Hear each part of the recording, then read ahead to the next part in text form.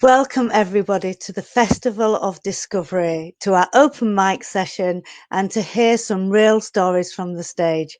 I've got three fabulous guests with me today, and the first one of them is Sarah. Sarah, would you like to introduce yourself? I will, thank you, Tracy.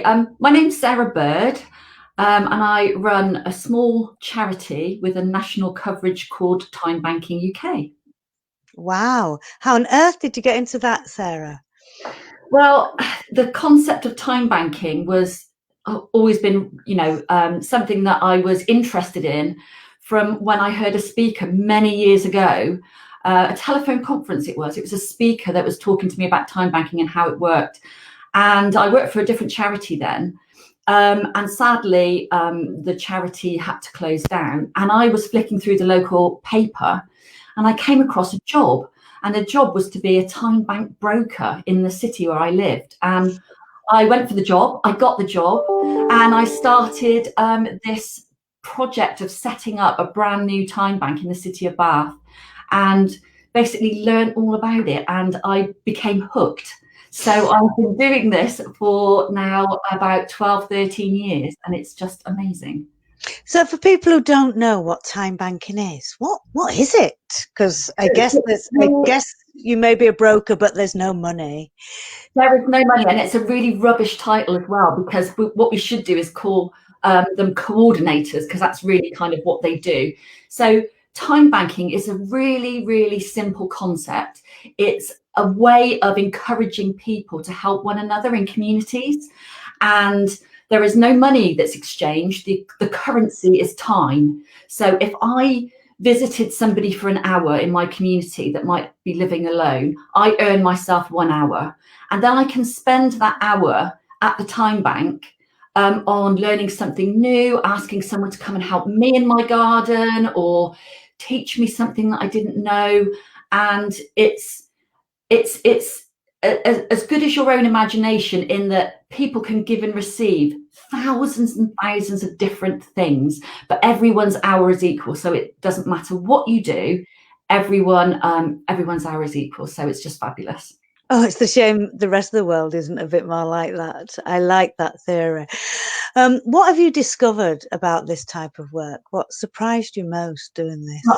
I think what has surprised me most, and it's this another simple concept that Time Banking UK and everyone that's connected to time banking believes, that every single person in society is of value. And it is changing. It's the way that time banking can change the self-perceptions of people that themselves feel that they need help. They don't have a value to help somebody else because they might be on benefits, they might have a long-term health condition, they might have disabilities, they might not be able to speak English as their first language. And it's the most wonderful thing to sit down with these people and say, but you can do something. And they will say, well, like what? Because we're talking, this isn't volunteering, this is about people helping one another. If a family member asks for your help and you think, well, I can help you do that, maybe move some furniture around, or maybe help them with some washing of a window or something practical. Everyone can do something to the best of their ability. And I've given talks to sort of hundreds of people at a conference before now, and somebody right at the back of the room has put their hand up and said, well, I think this surely this can't work. And I've said, so why do you think it can't work? And he said, if you've got a very elderly person that's in a wheelchair, what on earth can they do to help somebody? And I've gone, oh my gosh, this is fantastic. I'm going to give you 60 examples of how this person can share their lifetime of knowledge and experience and interest with other people. And that to me has been so powerful. And I thought, as a job now, I'm very lucky to be in this paid role. And I just think I can't imagine my life doing any other job that actually changes people's lives like time banking does. That sounds really incredible. I really like and know that feeling that we all have something, and even if it's just a listening ear, or a smile. We all have something to share and a way that we can help out with each other.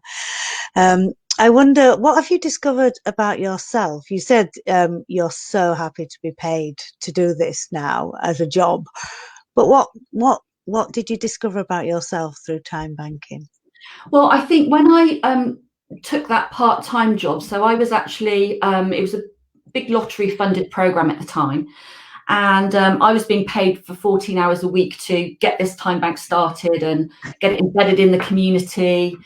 And what I did was that I actually joined, it sounds really weird, I actually joined my own time bank as a time bank member, because I thought, okay, I'm being paid for 14 hours a week, but you know what, there's a whole bunch of other hours in my week that I would actually like to do time banking myself. And I want my children to get involved in that as well. And I want my family to get involved in that as well. And they did. And my parents and my children from when they were really small. And you discover this thing about, it's not about money.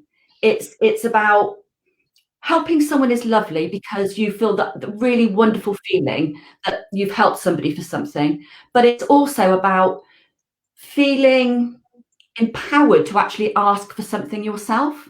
And you feel less worried about asking for some help, because you know that you can help somebody in a completely different way. And I think that, to me, you know, I think there's so many people in society that don't want to ask for help because for a whole number of reasons. And as we've seen, this whole coronavirus thing, it's time banking is a mechanism to enable people to not feel guilty about asking for some help and support. I think that, to me, was a bit of a revelation. And to be helping people and them helping me, and having hours being swapped in this way, being able to take my daughters to the theatre or the cinema, because these organisations had joined my time bank as an organisational member, and they would give us these things. So it was all an hour for an hour. So, you know, I'm not really into football, but we could go and see a football match, and it was 2 hours time credits that I could hand in at the door and then go and see, you know, a football. So again, there was no money, and it was about feeling time rich, not rich. Yeah. So Yeah. my time bank was in a community where there's a lot of people unemployed, and you know, people didn't have a lot of money, and to have these time credits and to be able to gift them to other people present was amazing. That's lovely, because we often think of ourselves as time poor, but we rarely think of ourselves as time rich, doing what we can do for that. So just finally, can you could you share with me one thing that you might like to ask people watching to do, or one thing to remember, or something that someone might take away with them from what you've had to say today? I think I would like people to find out if there's a time bank near them. We do have a map on our website that you can put your postcode in, see if there's a time bank next to you. And if there isn't, get together with you know, 2 or 3 other people and think about maybe setting something up in your own street or your own neighborhood. This is just about people helping one another. It's not about volunteering. It's do something that you love to do when you want to do it, and create these amazing social, practical, mutual support networks in your street and get to know people. It is so worth it. So yeah, that's what I would say. Just give it a go. Give it a go. Well, thank you, Sarah. I'm going to pop you backstage now while I introduce our second guest, Kirsty, but we'll bring you back at the end to see if there are any questions. Okay, thank you, Kirsty. You're welcome. Oh, and here's Sarah. You can say hello to Sarah. Hello, Sarah. Sorry, here's Kirsty. I'm thinking Hello. Sarah. I know. You remind me of the beautiful Sarah Boniface. Oh, Kirsty, I know you had a few issues getting on here, but I'm so glad you're able to join us today. So our second guest for everybody. So following on, Kirsty, would you like to introduce yourself? Hi everyone, I'm Kirsty, and I live in Leamington Spa. I've got close ties to Banbury, where I worked for many years, ties to Warwickshire and Oxfordshire, and I'm part of the Visit Banbury Circle of Kindness, and we are a CIC. Wow. The circle of kindness. That sounds beautiful. Would you like to tell us a bit more about that? Yeah, so it all started. I mean, it's been such a crazy year for me, actually, leaving full-time radio last December, going freelance, and my father unfortunately passing away in January. So it's just been the nuts year, and for everyone with COVID, it's just been the most like we've never known before. So my team members from Visit Banbury and I, we had, as everybody was doing, the odd Zoom social, a couple of drinks here and there, thinking, what can we do to support our community of Banbury? And after lots of discussions, the Circle of Kindness was born, and so many people were doing amazing things in Banbury and the surrounding areas, things that we couldn't dream of emulating. But what we are very, very good at is connecting communities and connecting people up with other people. So the Circle of Kindness is where we've had big-hearted donors who were able to give donations during the COVID time. And we then identified a local organisation to help. And by doing that, we would then spend the donors' money with local independent Banbury businesses. So that was the whole Circle of Kindness. So what sort of things would you spend that money on then? Just take us through that circle then as an individual. Yeah, so we've had our first project was, first of all, we identified who we were going to help after all the donations came in. So thankfully, we were so well supported by loads of people in Banbury and Oxfordshire. I mean, we were quite prevalent. We did all the news and media. We were in the papers, on the radio, put it on LinkedIn. Everybody worked really hard to raise awareness of what we were actually doing. And once the donations started coming in, we thought, what are we going to do? Who are we going to tackle first? And we had loads of ideas, from helping frontline workers to children, to the elderly. But we decided that we would actually help the refuse workers of Cherwell, because, as you know, we were all at home, working from home. The majority of us, we were either working from home or on furlough, or some of us out of work. And the bin men were just absolutely amazing. During those really, really hot spells, they were taking all of our rubbish. And yeah, we just thought we would help them because they really deserved it. And so we had the money from the donors. We decided to help the Cherwell refuse collectors, and we spent that money with a pub in Banbury, and they were both shielding, so they were really grateful of the donations, but also helping out the refuse collectors. And we also went to a lovely eco shop in Banbury as well, and we got some recycled goodies, and we got some soap for their hands, so not just the pub snacks and beers and cokes from the pub, some nice chocolate and snacks, and other bits and pieces from that shop. So that was the whole circle. So the money from the donors was spent with a local pub who was shielding, with our lovely eco shop in Banbury who managed to stay open, and then we were able to treat the refuse workers with beer, or if they so wished, soft drinks and snacks, and then some lovely soap for their hands. And actually it was so nice, Tracy, because what they said, they were so appreciative of us going and helping them and taking these goodies, but also they said the general public was so kind to them. So they were leaving out messages for the bin men. They knew how hard they were working, and they were leaving out them gifts as well. So that was really lovely to hear, and I woke up with such a full heart the next day. Yeah, and it is such a beautiful thing, I suppose. A plus from these times is actually we really do know who our key workers are, and they've been very unsung heroes for a long time. What do you think you've discovered about yourself this year then, Kirsty? Because it sounds like it's been a roller coaster for you. God, it has really. Oh God, don't want to get choked up. It's just been mad year, like everything, like personal and work. But it was so good to actually focus on this plan. You know, my friends, family, everyone's been great and helpful, and everybody at Visit Banbury. But I think it's just so rewarding, and you take a mind of what's going on in your own life as well when you're being kind. And it's incredible, isn't it? Because it's often when we feel most vulnerable that we tend to be our bravest, and we do. And honestly, I think not only are you at Banbury and your fellow workers, and I do believe I know Tim and a few others. There's a big shout of yours. Love you to death, Tracy. Yeah. Work incredibly hard to connect people, but I think regardless of what goes on in our personal life, you're right, it does help us to reach out and be with others. But it's so nice that you were able to respond with kindness, Kirsty. Yeah, and, you know what? And kindness is so good for you as well. And that's the beauty of it all. When you're being kind, it releases all the feel-good hormones. It releases oxytocin and serotonin and dopamine. It eases anxiety.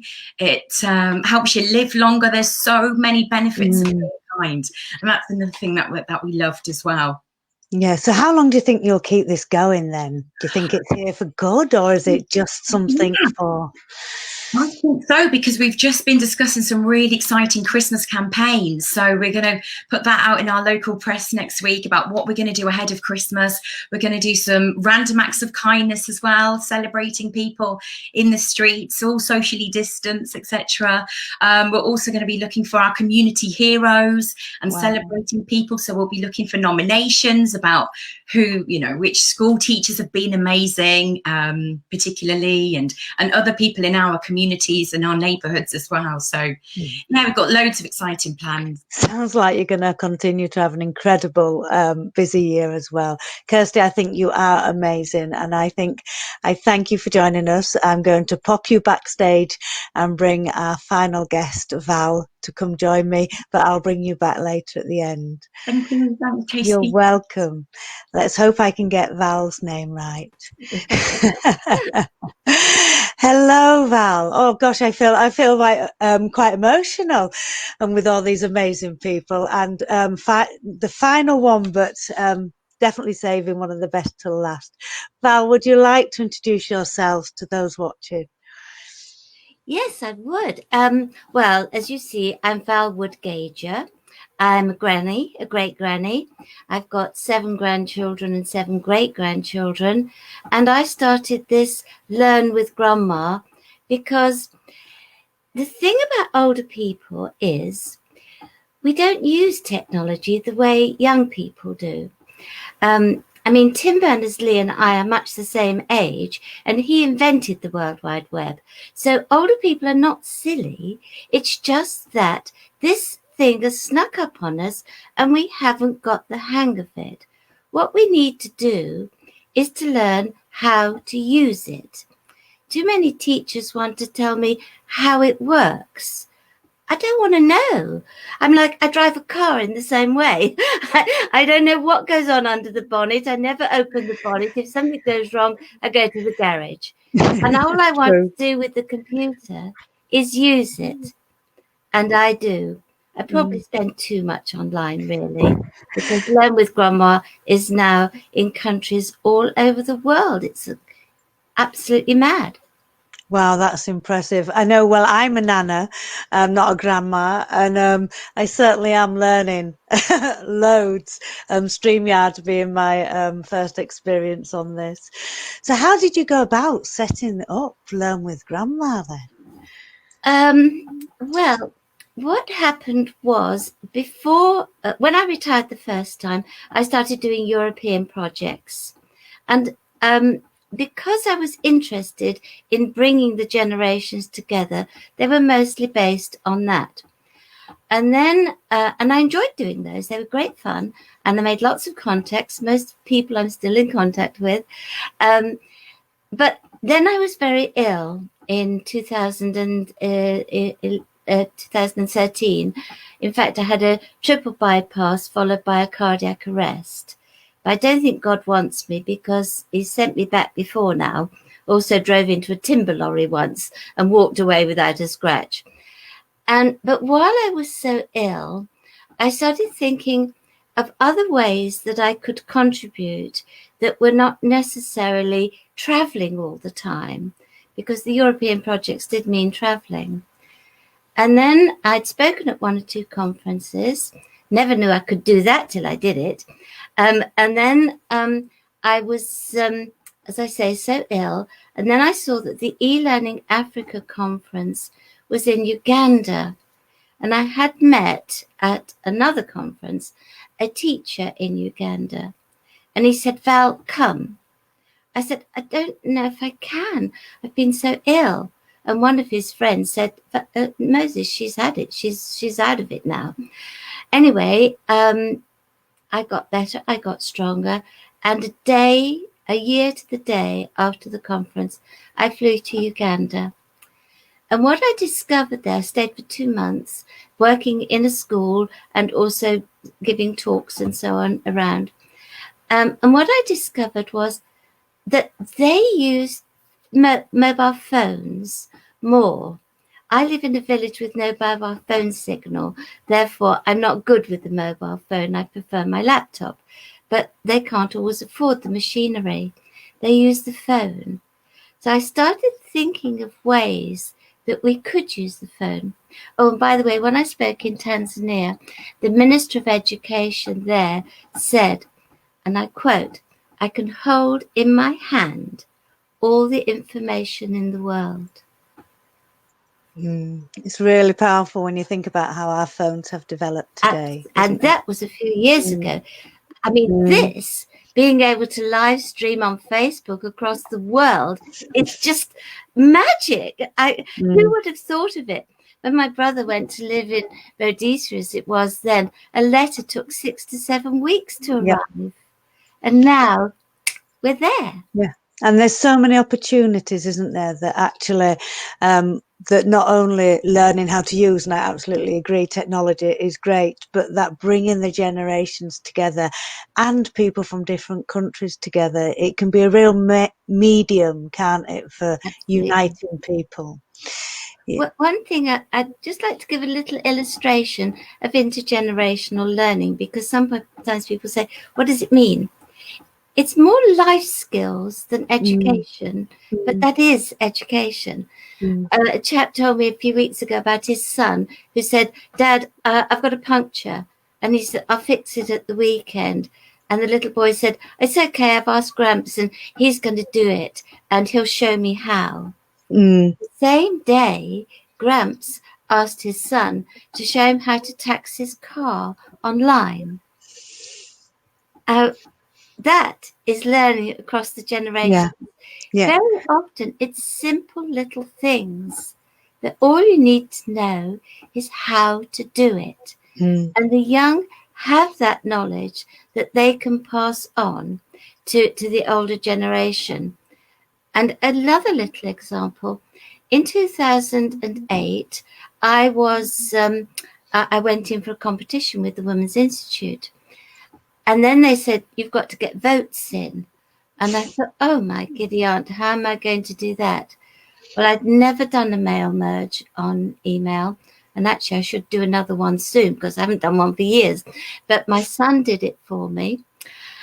And my grandson put it on Facebook. In 2 days, I got votes from the Ukraine to California and from Australia to... anyway, I got votes from all over the world in 2 days. It's incredible. And I won the competition. And what did you win, Valerie? I won £10,000. Wow. Well, that's and that £10,000 is what I used to originally fund my going on these European projects.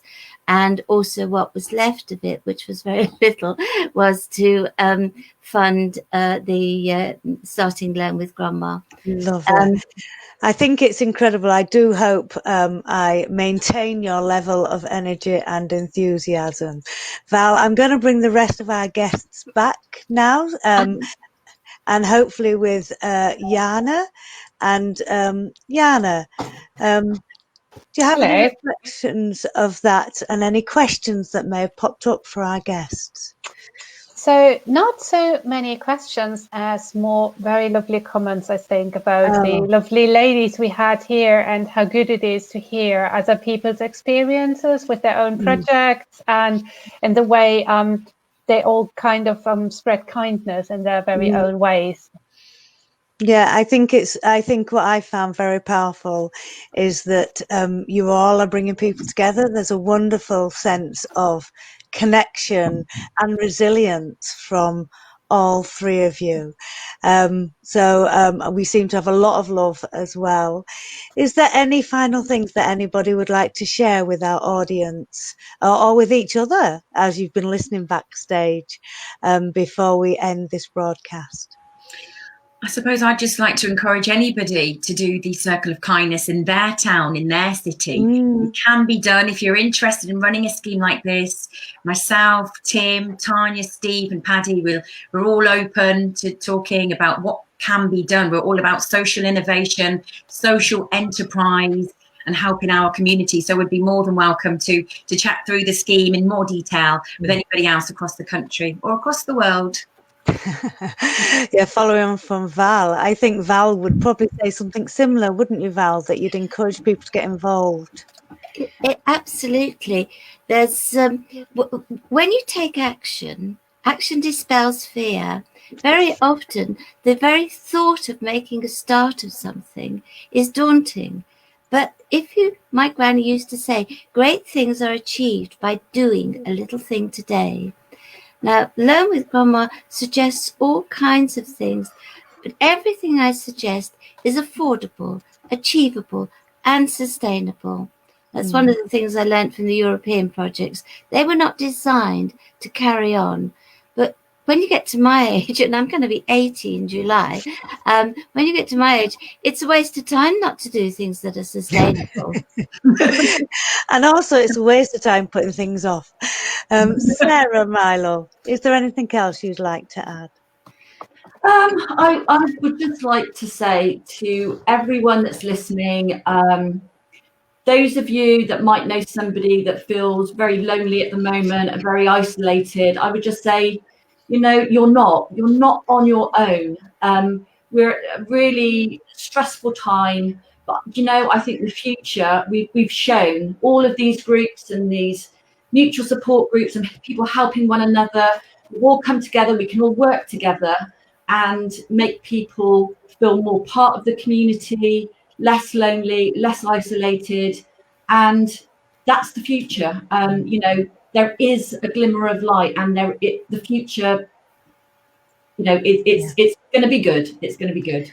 I think you're right. It's in our gift to give, isn't it? So I think taking a summary from that, if you're going to do something today. Be kind and remember to look out for each other. And these are 3 examples of some amazing women, and we have many more examples throughout the weekend. So this is just the start. Ladies, may I thank you sincerely for joining us today, and thank you everyone for watching. Take care. Thank Bye. Bye. Thank you.